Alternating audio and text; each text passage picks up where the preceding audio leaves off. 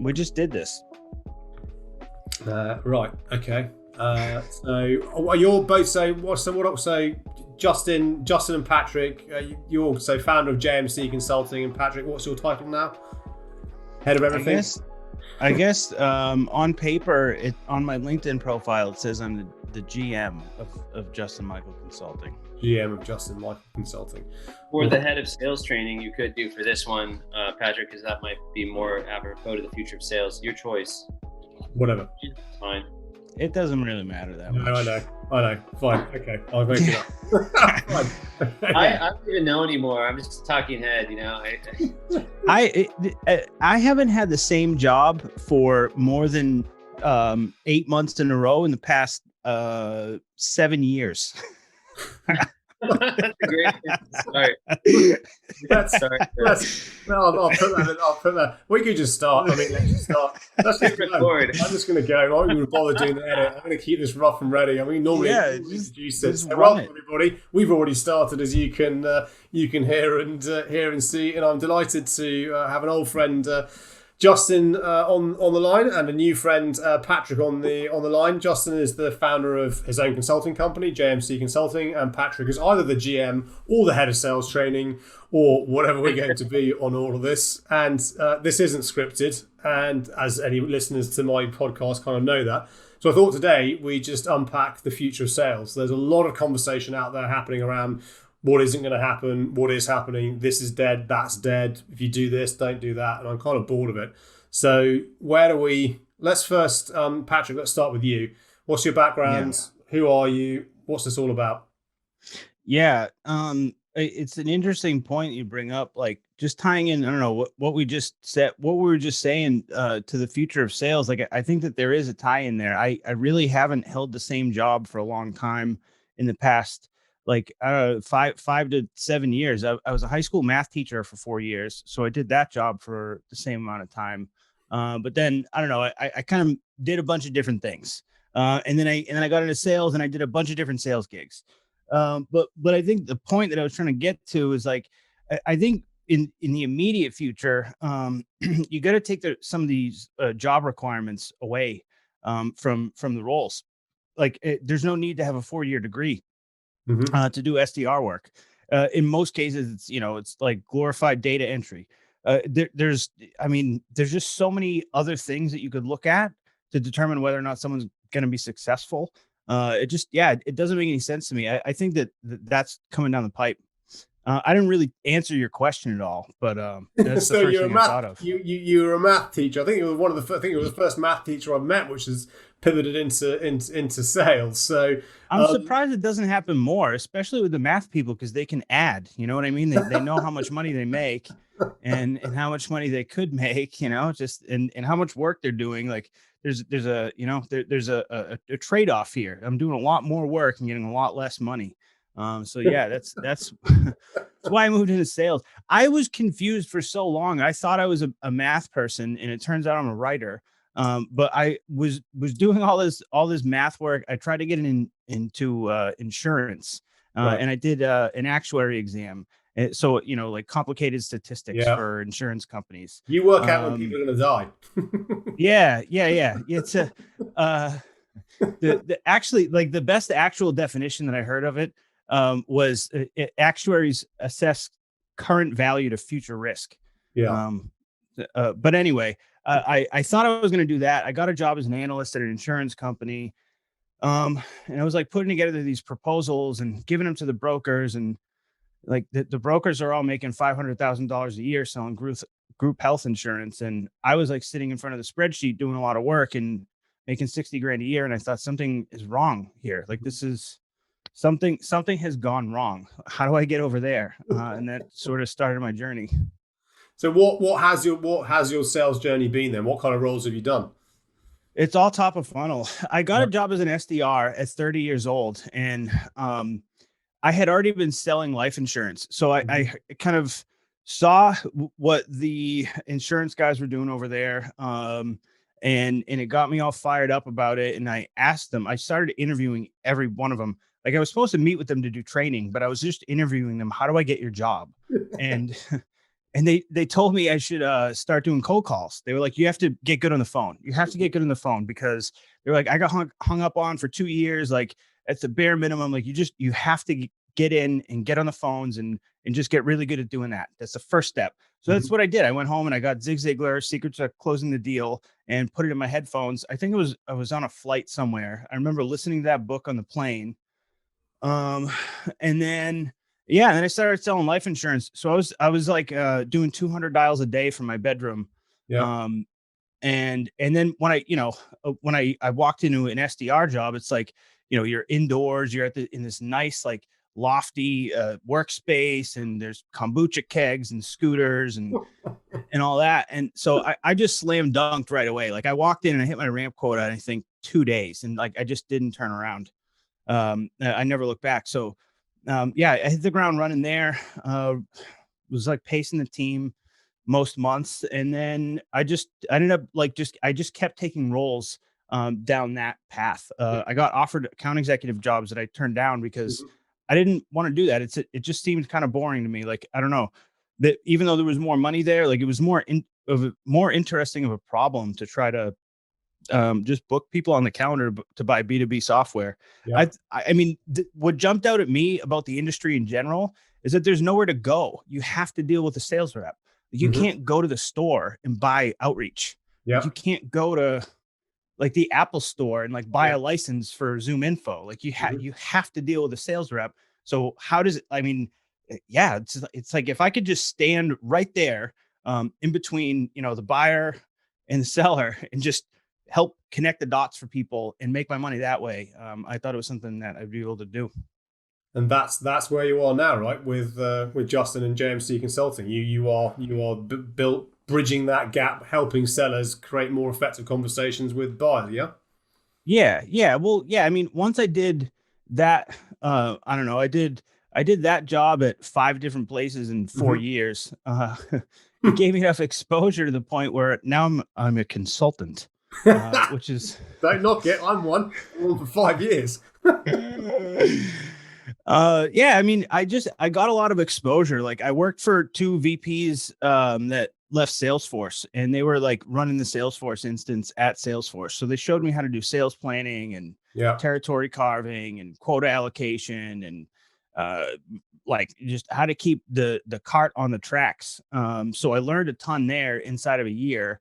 And then I started selling like heavy duty enterprise, like a fraud detection API to, like the biggest companies in the world, 5th largest bank worldwide, big 4 tech companies, like all of them, so I had a pretty serious account list there, and I was able to get a lot of traction. And that's when I met Justin, and he was looking at me like, whoa, you're one of the only other dudes on the planet that like even knows what I'm looking at. So why don't you just come and hang out with me?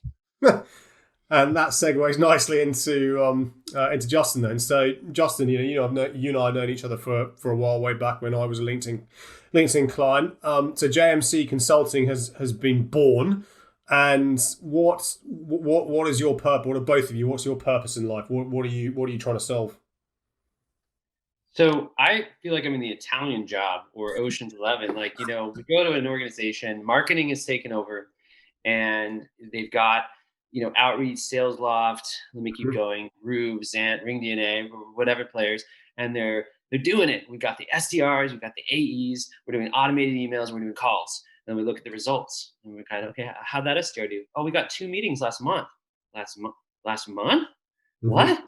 And there's like this crazy level of automated activity, but like no revenue, no meetings, no opportunities. And it's just sort of like a Dilbert. If you go in there, everybody's doing all the right things, like in Spaceballs, like, what's your name? I don't know. But, it's like everybody's doing the motions and the Aaron Ross SDR AE, but then the factory's broken. There's no cars coming out of the factory, and all the, everyone's working. So what we're trying to do is actually just, okay, not just cut and paste this model, but as kind of disciples of Aaron Ross, now let's create new efficiencies, and let's come and let's crack the safe. Like, okay, what should the data be? And what should the message be? And like, can we take what you have and slightly tweak it? Because you can usually see it. It's like they're just, it's like a bad MTV music video that you can tell why it didn't hit the charts. It wasn't produced slightly off, but like, right, like if Butch Vig got a hold of it, or so like the Nirvana's producer, he could like, hey, we can make that band good. It's like distressed real estate. We go in and we slightly tweak it. And so they send 1,000 emails, nothing. Yeah. We tweak it. They send 1,000 emails, 8 meetings or 10 meetings. Like we've had these amazing experience where, no reply rate, suddenly, 30% response rates. Cause it's just the way they email is, big, long drip marketing email to an existing customer, not hyper short text message to a new customer. So, a lot of it's very granular and tactical, and aligning with neuroscience is the key. I think it's actually interesting. It's a really interesting problem because although it's really difficult, it's like, you have a low success rate. Like if you're booking, I don't know, 3 out of 10 people that you target, like you're one of, you're one of, I don't know, a very small handful of people worldwide that can accomplish that reliably, right? Like it's like 95% or more failure rate. But the interesting part is that it's a really, there's not a lot of ingredients. It's a simple system. There's only like the market you're going to talk to. What are you going to say to them? And then how good is the data that you have to reach out to them? Like, that's it. That's all there is. So there's not that many dials to turn, right? So when we get in somewhere and they're having a hard time, it's like, okay, well, how's the targeting? How's the data? How's the messaging? And it's, it's pretty formulaic. And then once you kind of do it 20 times, you see like 20 different companies and how they're all approaching it. It's like, it's rare that I'm surprised anymore. And is that, so in terms of that, what we're talking, so this is kind of primarily email outreach that we're talking about, or is this cold calling? Is this, what kind of outreach is this that we're referring to? No one really cold calls. The truth is, the reason these companies like Outreach and SalesLoft, ZanTGroup, RingDNA, plug, the reason they're so popular is, the truth is, like, we love to talk about cold calling. I love to get people to cold call, but the truth is, like, people just don't really do it. Now, I'm one of these crazy people who's done 20,000 hours from a different era. I'm 41 years old. I'm an expert in cold calling if you want to do that. There's a lot of voicemail leaving. Now, if you really want to do cold calling, you got to get Connect and Sell or one of these power dialers, because you have to be able to get complete rates. Because in the enterprise, you call 100 people, you get 3 on the phone. You're dealing with GDPR in Europe. You kind of do permission, Castle, Canada. It's hard. So, like, I just had a rep yesterday. He's crushing it with automated touch patterns and sending this digital outbound. So he's primarily doing LinkedIn social, and he's doing digital methods. But in the US, we have shops that are heavy phone. They've got bad phone numbers. They've got switchboards where there's like answering services in the pandemic. So we get them cell phone data. We teach them how to use strategic messages, and we teach them ways to tie social media to messaging. Okay, they looked at your profile 3 times, give them a call. They've opened your sequence 4 times. Another one, 27 opens of the email. I think at this point we want to give a call. Is that okay? Yeah, we should probably pick up the phone. Well, see, for me, it's by any means necessary. It's like I'm agnostic to the channel. It doesn't matter at all. Like, the last full-time role that I was in, I got a list of 10 accounts, and it was like the 10 biggest accounts in the world that we didn't have any business in, and I was selling to a very niche audience. It's not like, it wasn't sales leaders. It was fraud and risk management, which, like, they obfuscate their titles. You couldn't tell who did what. Like it was impossible to tell. And I didn't always have the number. So there was like a sort of a limited audience. And if I couldn't get the phone number, like, I didn't have a choice. I couldn't go and get a new account. Like, I had to figure it out. So I had to use social. I had to use email. So, I mean, to me, it's like, well, what do you have? Can you get the phone number? I had 3 different data sources. I was cross-referencing ZoomInfo, LeadIQ, and Sales Intel on every prospect, like just looking, like what do I have, and trying to maximize it. So that's how I mean, when I talk about outbound, like cold outbound, it's like, whatever you got, throw everything you have at them. And I think that's certainly what, I'm not seeing more and more of. It's just, so there's tribalism happening on social. We seem to be, we went away from it, and now we seem to be coming back to it because of the pandemic. Oh, this only works, that only works, this only works. What I'm starting to hear more and more of, it's the data aspect has got to be right. But it also, things like, I swear to God that people create research for the sake of research. So if McKinsey on the US side of things analysed 60,000 deals and 80% of them are started via cold call. Yet you look at Gartner research saying 1 in 3 people don't want to talk to salespeople. So Patrick, was interesting picking up on your point around being you can't go to an Apple store to pick up an outreach. You can't go to a retail out what have you to buy this product. So if we then start to look at where is this going, and we accept that all channels are the right channel, be where your audience is, or rather go where your audience is going to be, what do we believe the role of sales is going to be? And Justin, I was halfway through your moneyballing piece with Mark Roberge, and the way that he was talking about go to market, because it's not sales, it's not marketing, it's actually your overall go to market strategy, which is going to start to shift the dynamic in terms of the types of people that you are going to have to hire in order to achieve this. So, Patrick, I know that Justin obviously, lauds you for your writing skills, even though you started out as a math teacher. So are we going to need people that are good at writing? Are we going to need people that are good at math and have that statistical kind of lens on thing? Need people that are good on the phone, rather than trying to get one size fits all, point them and go? I think that you're always going to need people. You're just always going to need people, because, like, I don't know, there's when you start talking about go to market, what it reminds me of is that how quickly things can come off the rails when the go to market strategy changes. Like, how tight is that organization? Like, are they moving like a glove versus 5 fingers, right? Like, is the sales ops, the marketing team, the sales team, like, is everybody moving in the same direction at the same time? And the answer almost always is no. I've never really seen it unless it's the same person that's doing all of that stuff. Once you kind of, like, once you have 4 or 5 people working on a project, it's very, very, very difficult to get everyone coordinated all the time. So I think that there's always going to be some level of imperfection there, and then you're going to need somebody that can think about it. And I don't know. I mean, I think that there's a way, but here's a good example in education, right? How long has geometry been out, right? Like, we're talking, 2000 BC, the first geometry text, right? When I was a teacher, I was creating geometry curriculum from scratch. How is that the case? It's the year 2015. Like, why am I coming up with, like, how do I teach the geometry class? Like, how is this? How is this not like, like etched into a stone tablet somewhere? Like, what?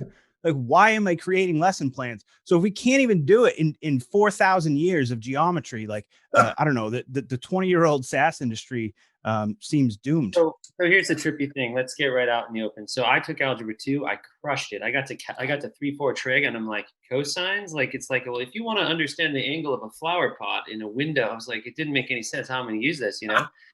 I met Patrick. It was like, okay, he's like, I'm an SDR. I'm like, yeah, but what do you really do? He's like, pass the actuary. He's a mathematician, Boston University. It's kind of a Goodwill Hunting story. So, I mean, I won't disclose his former salary, but now he's making, serious money, right? We're talking, sub, 6 figures, like, 200 grand type potential here.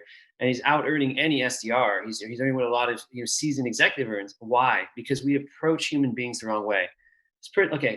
This person went to Stanford for 4 years. That means their family put, $250,000 in their life savings in the education. I took applied statistics. Oh, really? Now what do they do? Well, now they're trying to do $3 an hour data entry work to see if they could qualify to be an account executive.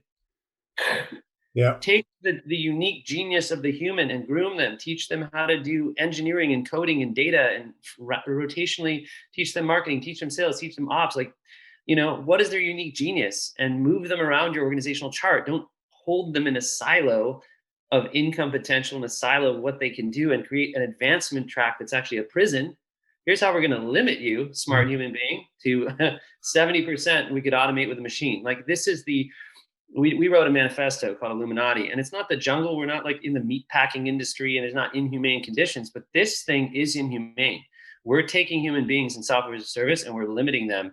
And we're taking hugely qualified, strongest AI in the world and saying, build CSV files in Excel. It makes my head explode. I don't know if we want to. I think it genuinely does go all the way back to the go-to-market strategy falling apart because I don't know, the CRO types get together with the finance types and they decide that they need to hit a certain number and that the salespeople are unreliable and that the data is not there. So they're going to double all the quotas and just see how it pans out. And half of them will burn out and, we'll put them on PIP, we'll manage them out. And then, the other half are have contacts and they'll pull the business and then we'll hit the number, right? Like it's just a common play. Like I wish I could say I was making it up. Like I've seen. I know you're not. I know you're not. And the whole quota thing I think is an interesting one. I'm starting. Forrester are now starting to talk about this. Seth Mars is starting to talk about this in terms of comp and comp plan. I've been in a carrying a bag, doing the dials, etc., etc. And the comp plan created a certain behaviour, which I adhered to because that was the behaviour which then made sure the comp plan was met. Did it actually necessarily mean it was the best for the best for the customer, or if we did things differently, we could have done better, probably. But it comes back to, I guess, that's the way we've always done it. And you both talk about the fact that we now have automation, we're churning all the numbers out, and it's not kind of hitting because the data's slightly wrong, the way the email's written is wrong, the reps aren't understanding how to look at the data and so on because they're in this box and do not deviate. So, is this? This is a leading question. Is this because we have this layer of management which is stuck in the dark ages? Patrick, to your point, 4,000 years of geometry, and we still can't get it right. So, do we? Let's rephrase the question. If you both could build a SaaS company from the ground up, what would the construct of your sales organization look like? I've got this one because I've thought a lot about it. I think there would be a revenue team, and they all have the same success criteria. So that's sales, that's marketing, and that's ops. Like the revenue ops. People like to call it revenue ops. They hire a chief revenue officer and they like change the reporting structure. But then you walk into the company and everything is the same. Like the sales rep sitting there, he has no idea what the ops analyst is doing. Actually, the ops analyst, there's only 3 of them and there's 150 people that they're trying to take care of at the same time. Like the budget hasn't been allocated correctly. Like it's a hot mess. So I would seriously just put all those people into one department and then they get bonused on the same incentive. Like they're incentivized on the same metrics. Like this is the goal that you are to accomplish. Figure it out. Like all of you have to work together. You can't do it alone. There's no one-man army. So that's the first thing that I would do. I like that. I really like that because it's to your point in terms of, Patrick, when you were talking about that those are your defined accounts, you couldn't go anywhere else. You had to figure out a way to get into those accounts. So then what I'm hearing, and Justin chime in, this is bringing in those different skill sets. Someone who's good at writing, someone who's an analyst, someone who's good on the phone. Almost kind of forget job titles, if you will. These skill sets we believe can come together to create the best outcome, which is trying to generate revenue. It's making an assumption here that you've got some good systems in place to enable this, be it as in systems, I mean actually technology like an Outreach, a Gong, or what have you. Go figure it out. Come back in 12 months' time and tell us you've hit your number. Whether you hit that number in month 11 or month 1, we don't really care. Yeah. I mean, it's the hard part is that I think that the SaaS industry is just really young. 20 years is not a long time. Even a company like Microsoft has double the amount of time on the market. So I think we take some of these scaled up concepts and then try to bring them down to 100-person startup, and it just doesn't work the same. Like when you only have a limited amount of talent and there's only so many people in the building, everybody kind of has to wear multiple hats. And then we try to have these really rigid role definitions. And I think that's where we get stuck. Like that's where things fall apart. When people are limited, there's no reason to be so limiting about the way that you're hiring. This individualized role specialization, it makes sense at 10,000 employees because you have a very specific role that you need filled, and the individual does not have as much impact. But I don't know, when there's less than 500 employees, each person in the building carries a different weight than when you have, when you're Amazon. It's a totally different feeling. But that's going to start to shift also kind of things like, and again, the bigger challenge with this, I guess, smaller companies, but even if the smaller companies have got investment, then they've got to start reporting to shareholders, and shareholders want their quarterly kind of updates in terms of, hang on a second, we put X amount of cash into this business. Where are you? I want to get my reports, and that it's this tension in terms of commercialization versus actually looking after human beings that are trying to get there. And I don't have the answer. I don't know what the answer is, but what it's interesting to start to see this conversation now starts coming out around comp. And I think it'll be a brave organization that rips up the rule book and starts to look at things differently. But guess what? You'll get happier employees. So let's not give them a job title. More fulfilled employees stay longer, give you better results because they're happier in terms of what they're doing. Less pressure, less stress. So, are you talking to any kind of forward-thinking companies that are starting to think this, or are they still stuck in there? This is the process. This is what we've got, and this is how we're going to do it. Most of them have seen or dealt with are relatively like boilerplate kind of templates for the organizational structure. I haven't seen anything too radical. I have heard about some flat orgs though, where instead of even having like a seniority it's like a totally flat org. There's no org chart, and everybody makes $100K a year, and then whatever extra, like if there's like a quarterly bonus that gets paid out on revenue, and everybody gets the same bonus, like the CEO all the way down to the whoever's washing the floors or whatever. No, I think I can totally see. I can see that model working. In terms of we always need people.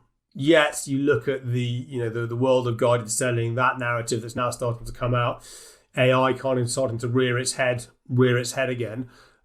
Where, from what you're seeing and what you're understanding from the technology piece, and I'm thinking like, was it Gong that's now building sentiment analysis into emails and all this kind of stuff, and the crazy world of where this is all going. How automated do we have to get before we realize it's too automated? It depends what you're automating. So I'm thinking in terms of from a seller, automating things like outreach. So be it emails, marketing campaigns, whatever it might be.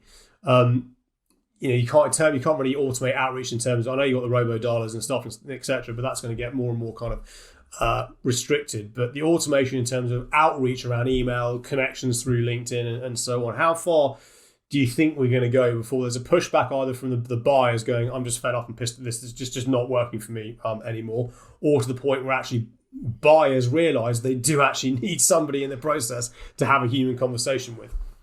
I think we're there.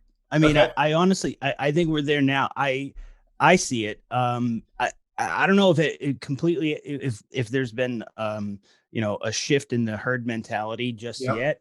But I think that we're there with the automation. Like, people have this idea that if I buy a sales engagement platform, and I go online and I grab some email templates, and I put a call step in there, and then I hire 10 sales reps that are entry level that have never sold anything before. They've never even picked up the phone to order a pizza. But if I put them in front of outreach and then have them click these buttons, like, we're going to get revenue. And it train wrecks every time. Like, I've never seen that work out well. Like, when somebody like really thinks about it and they plan and they understand their ICP, like they have their value props down, like they've established some product market fit, like then you can start to, itemize the roles on the sales team. But until then, it's like, it's a knife fight, and you're going to spend a lot of money making those kinds of mistakes. I mean, you look at the base salary times 10 plus the tech stack on each one. You could spend $1 million really quickly and not get anything out of it. And that's when the sales director gets fired, usually. Yeah, no, indeed. I mean, that's some scary thoughts when you start to talk about those sort of numbers at the small level, let alone what's happening at the large level. Yeah, we're seeing some of the valuations that happened during a global pandemic for some of these organizations is north of $1 billion. So the market still thinks that there's stuff here. Justin, I know you have a take on that. Yeah, so it blew my mind. I was meeting with these venture capitalists, these seed and equity funds, and I roll in some of these circles, as I know you do. I was in Northern Idaho. And it came to my attention that in 2019, 40% of the funding rounds are over 100 million. Now, back in the day, like in the late 2000s, even the early aughts, 10 million was a good round. The IPO market is gone. It's secondary markets. Nobody wants to be, maybe like going through what WeWork or Uber went through, however you perceive it. It's tough to become a publicly traded company. And sometimes the secret sauce gets spilled. Sometimes, you have to, it's like how Elon Musk doesn't file patents because he doesn't want to be copied, right? So the issue now is you have all these small companies getting crazy valuations, and a lot of great companies getting valuations. And like today, a great company, what was it, Dooley, yeah, automation got 20 million, right? That kind of money, 20 million for a startup, was a big deal 10 years ago, and hard. And maybe Andreessen would do it. So Mark Andreessen in 1999 said software will eat the world. Well, what happens? You've got shipping SaaS and trucking SaaS and landscaping SaaS and hardware SaaS, and everything is a software as a service. Then what happens? Then they all have to raise $100 million. Yeah. Then what happens? They all need humans to power the sequencers and to make the cold calls. And so what do you have to do? You have unskilled workers. You have all these folks that left the restaurant business, they left airlines, hospitality, and they have to learn how to be a sales development rep. So you get this like insane wall of noise, yeah. One, I mean, as you were talking through that, it sort of made me think that there's like a really obvious discrepancy that I think almost everyone overlooks is the fact that, if you're a founder of a startup and you can convince a VC that you've got something that people want to buy, you're off and running. They've given you the money. And now you have to give it back to them at a certain rate. I mean, it's like you've started this game that you're not really sure you can win yet. Like you managed to get the guy to bankroll you, but they're over there. They're not even really looking at what's happening. They saw your slide deck, and they back channel and they do their research and they figure it out and they say, is there actually tech there or whatever? But the VCs ultimately, they're very detached from the market. Like they don't really know like who's going to buy what, and because you see investments all the time that don't make any sense. So I think, right there, like right at that point, there's like, we're going to give you money to go and sell this thing and then use that money to figure out whether or not you can sell it. It just seems like there's something has gone awry. This surely can't be the best way to do things. I guess it creates the kind of the ever perpetuating circle because the more press and the more PR that this gets talked about, it creates back to the news. I think Patrick, you talked about the herd mentality. It's like it's almost the FOMO. It's like, oh my goodness, we've got to give this next piece of tech on top of this next piece of tech. And my other recent podcast talking to Seth Mars at Forrest about this. He says there's kind of a war at the moment in terms of which piece of tech is fighting to get to be the front, to be the kind of the in front of the seller, and making sure that theirs is in front of everything else. And is there going to be the tech on top of the tech on top of the tech? And I guess this is where maybe the Microsofts and the Salesforces are going to come in and start consulting, or maybe even Google, who knows, or even Amazon. I mean, Christ, Amazon's just opened up its first cashless store in London, following what's happening in the US. So first Amazon store in London, fresh real foods with nobody there, but. Maybe we're going to see the consolidation of this market. I know you, Jocelyn, you've talked about it, that the future of sales will eventually come, from a tech perspective, will come full circle. It will just be Microsoft and Salesforce and possibly a Google. Who knows? Well, I think part of the problem is that the companies that are building the technology for the reps are guessing at what the reps need. Like they're not actually sure. They're actually trying to retrofit the sales process to the technology in a lot of cases. I think Gong's really sharp. I think that what they're doing isn't really going to go away.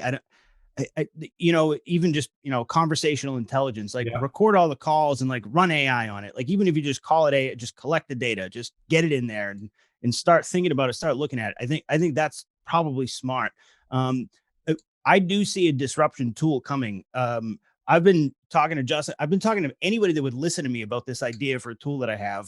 And it's, it's really just like a stripped down prospecting tool. There's too much context switching. If I could connect it to a data source, have it fill in the data for me, give me a panel to send emails that I never really have to switch off of the same screen. And then actually like break it down into the parts, the efficient parts of what I do, Yeah. that the people that are coding the software that are up in, I think about them almost like up in the ivory tower at these sales engagement, these billion dollar companies, like they don't really have a good vantage point for what it's like for the individual rep.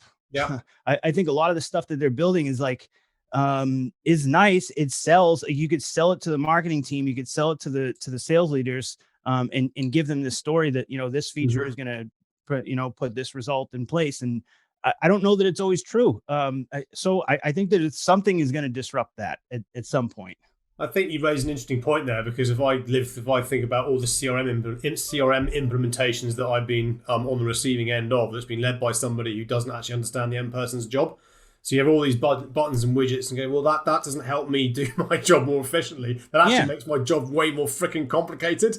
Why did you not consult me before this was given to me? Because actually there's a heap of shit, so I'm not going to use it. I'm going to go back to my spreadsheet. Yes, exactly right. I mean, look, I didn't figure it out until I actually stripped the entire tech stack away and started like running campaigns out of a Gmail account with a Google Sheet. Just to manually track my activity. And I mean, I was like, I had templates that were saved in Notepad, and I was like copy pasting them into the Gmail panel. And then I was like using, the spreadsheet to keep track of where I was. And then I realized like, oh my God, I have so much more flexibility. It was like a light bulb went off. Like I'm not beholden to that sequence that's there, because each prospect is even each contact at each account is a slightly different case. Like, like sometimes I have the number, sometimes I don't. Like, why is there a call step there every time? Anyway, like, I mean, there's just so many things like that once I deconstructed it, I realized like a lot of the stuff that's in there that you spent all this money on, that you had to, hire 2 different people to get it integrated and to monitor the, whatever, set up the dashboards and all this. There's not a lot there that actually ends up getting used. And I don't know that. So it was like this aha moment that I had, that you don't need every, it's like the software was made for the seller. The seller was not made for the software. Yeah. But when you're a rep that walks into a company, like you just got started, you're 22 years old and you just started your first job in during COVID, you walk in and you get an outreach panel, and to you, like that is sales. Like you follow this process and that's how you do sales. But in reality, it's you have to connect somebody that with a pain that they're trying to solve with someone that can solve it. I think you've raised a really interesting point there, Patrick, in terms of each case, or kind of each prospect is subtly different. And I think that's again where kind of people have, it's was it Fallon Fatami? Certainly, I believe she said sales is the science is only as good as the art of sales. And I guess that's the one size doesn't fit all. And also, hearing you talk as I'm thinking this through in my my mediocre brain, we've over engineered a relatively straightforward process in terms of what's now happening. If you think about what sales is, it's just starting conversations with people. How do you start a conversation with people? We'll find the best way to start a conversation with that person, then just talk to them. And I think we've become the Uberization of the world, or the Amazonification of the world. Sometimes that we think that the app or the technology is actually the best solution to all this. Well, actually, with human beings, it probably isn't. It's just actually being human and just talk to a person as you would just a person like your grandmother, your father, your relative, lover, or what have you. So yeah, I think the future of sales is maybe. Do you unengineer things? How do you unengineer things? Deconstruct. I don't know. Maybe the future of sales is deconstructing sales back to what it was 4,000 years ago when Pythagoras was figuring out the theory of the hypotenuse and all that kind of stuff. My theory is, as long as 70 to 80% of all of it is automatable, we have to take the human off all the automated parts. So what's really, like you talked to Kai-Fu Lee or some of these futurists, like the ability to dream, imagine, synthesize. Some of the processes that a human brain does are so sophisticated, it'll be hundreds of years There's elements that are irreplaceable. The human needs to fit into the revenue value chain in places where it's most highly leveraged. Otherwise, we really have an industrial de-evolution where we're being limited by technology, where we're basically, it's like the Matrix, we're just sitting in pods to harvest their energy. We have to be leveraged in the high quadrant of strategic selling, strategy, not a point solution, a complex solution, complex needs analysis, multi-threading, consensus building, like a gestalt, like whiteboarding, like things that are simplifying the complexity, where our brain can uniquely work with 8 or 10 other brains to bring forward, conductors of the symphony. And then the AI and the ML and all that has to be deployed to take that manual effort off of us. That is a return to innocence, because then we're now selling again. The really big thing you'll see, like with my mentor's work, Tony, is the silent sales floor. Sales has really become marketing analysis. Everyone's just sitting on social media, clicking. People are researching all day for their emails. Not only are we not talking to prospects, we're not even calling the prospects, and we're spending all day passively researching people we're not even reaching out to. What are you? You're an analyst. Yeah. You're a marketing analyst. So sales used to be a verb. And to do that, it's people with people. And this Zoom call right now is sales, because people are talking and we didn't come up with a script. I didn't know we were going to talk about Pythagoras. I remember trying to figure out how, like a triangle. I remember like using string on a grass lawn and trying to figure this stuff out. Like that's what I was doing when I was 14 years old. So look, we got to free up the human. Otherwise, we're going to have a fourth industrial revolution where AI didn't take our jobs. It's basically just we're wasting human ability. Yeah. Wow. Yeah. I don't disagree. I think the entire, to me, the future of sales, the future of really any industry where you're trying to have some type of an advancement is in the elegance of simplicity. Can you do the same thing with a less complicated system? Like whenever you can accomplish that, that is, I think is one of the things that we look at in human history and say that was an advancement. The elegance of simplicity. And I think with that is a perfect way to end this podcast. Patrick, take that, because that's actually Leonardo da Vinci. Is simplicity is the ultimate sophistication. The problem in this generation in general is that there's nothing new. Everybody has to crack open the history books and discover that everything going on right now was happening 100 years ago, nearly identically. Todd Capone's doing that. He's pulling out all these articles, 1912, and he shows a sales article, and it sounds exactly like today. It's mystifying. Both of you, this has been an absolute pleasure, as it always is. I always enjoy looking at the chaos in the WhatsApp group of the Borgs and where we go on that. Well, I said, Pythagoras' theorem. We'll be putting that there in a minute. Where can my audience find you both? I guess on LinkedIn, on Twitter, kind of in the ether. Yeah, LinkedIn's good. My cell number's on there if anybody wants to text me. That's cool. Totally cool. Memorize the word Salesborg, seller and cyborg. That word might be new to you now, but in 2022, when this book comes out, it's going to be a destination and brand. Seller and cyborg, salesborgs.ai is going to be a destination hub.